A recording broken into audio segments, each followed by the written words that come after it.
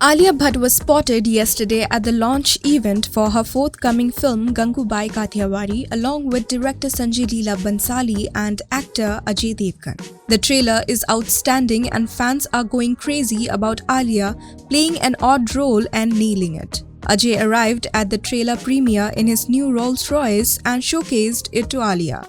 The video of Alia admiring Ajay's new car has gone viral, and it appears that trolls are having a field day with it.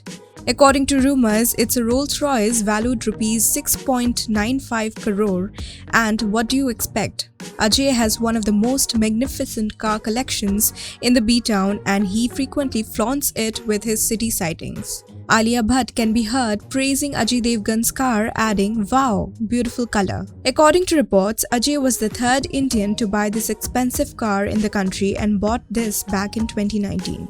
Aside from Ajay Devgn, Mukesh Ambani, an Indian billionaire and industrialist, and T-Series chairman Bhushan Kumar possesses the same car.